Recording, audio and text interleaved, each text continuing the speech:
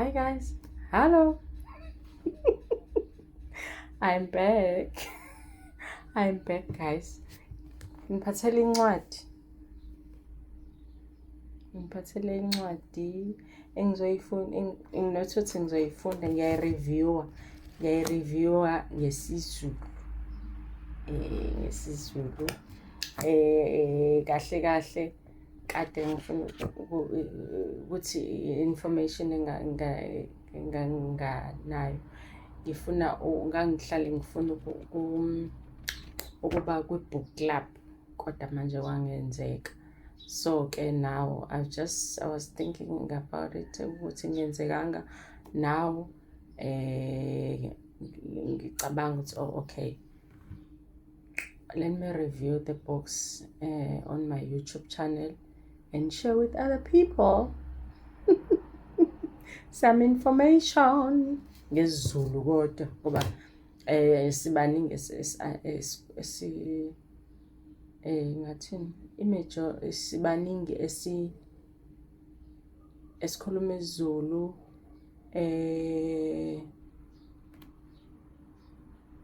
ngizothini yebo esikhuluma isiZulu kwesinye isikhathi singayikhuluma ezinye izilimi singisho kanjalo yebo kanjalo singayikhuluma ezinye izilimi kodwa nje information futhi siyayidinga noma ngabe kuthiwa sikhuluma isiZulu sodwa kodwa information siyayidinga ngoba nathi we are living siphila kulelizwe kodwa ke information we don't need information okay ngizonifundela le ncwadi not ukuthi ngiyayifunda ngiyayireviewa yabo kodwa you will get more information about it. Le ncwadi lena yaphuma I think ngo 1996 indala izingane ezothola hawo 1996 ayisibadala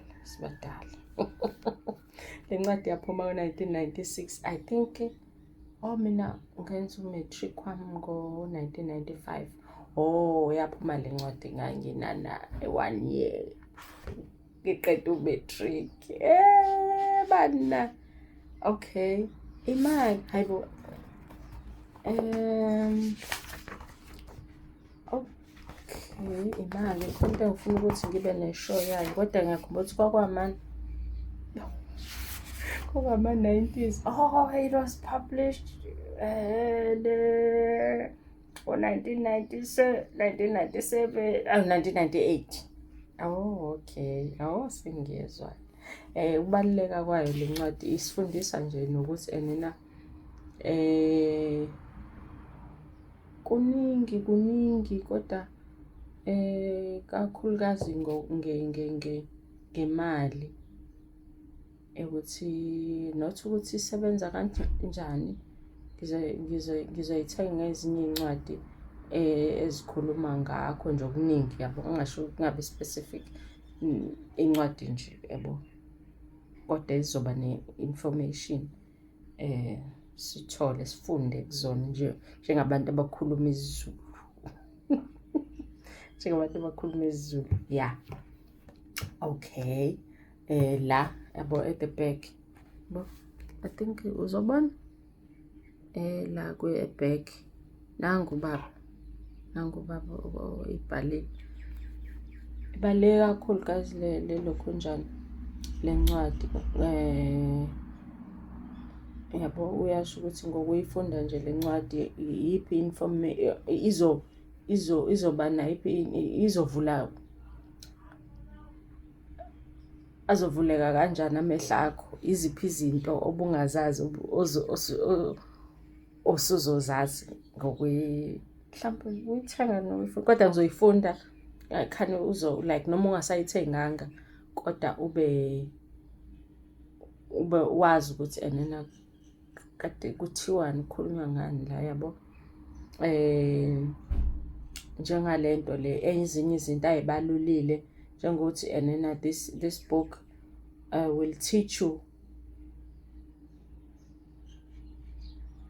what to teach your kids about money for their future financial success. This book will explode the myth that you need to earn a high income to become rich. Lizokuvula futhi amehlo la ngithi thina sikhule sazi ukuthi enena fanele sifunde ukuze sikwazi ukuthi sisebenze senze imali, not ukuthi senze imali, ukuze sikwazi ukuthi sisebenze bese siyaholelwa sibe nemali. Thina saze lokho nje imajority yethu ukuthi okay siyafunda manje masiqeda nje ukufunda we need to prepare our CVs and stuff. Abanye abantwana aba-rich bona bebefundiswa okuhlukile bona bebefundiswa okuhlukile. Thina ngithi enena ezisikhula nje yabo sazi ukuthi fanele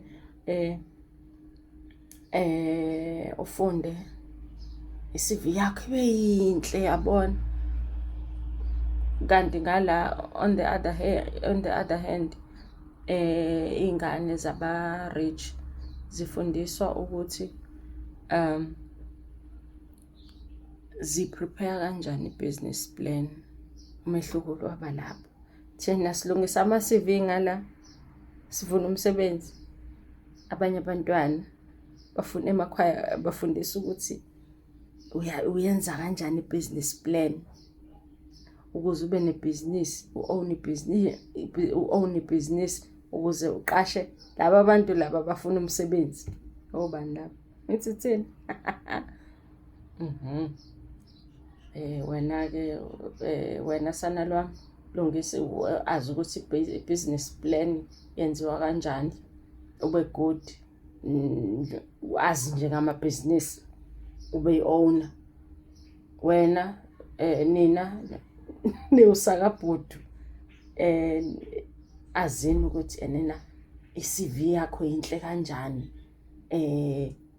ukuze ukwazi ukuthi uqashwe. Like seriously? Okay. Nalana ukuthi le ncwadi it will challenge the belief that your house is not an asset. Yes, baningi abantu leli phuzu futhi abangakalizwa kahle, yabo, ukuthi enena indlu yakho iba nini asset. Inini la fanele wazi ukuthi indlu yakho isi-asset, yabo, ngoba especially enena ezindlu zamabond, yabo. Le ncwadi izokuchazela futhi ukuthi enena your house ohlala kuyona, ngichaze kanjalo, your house ohlala kuyona ayiyona i-asset.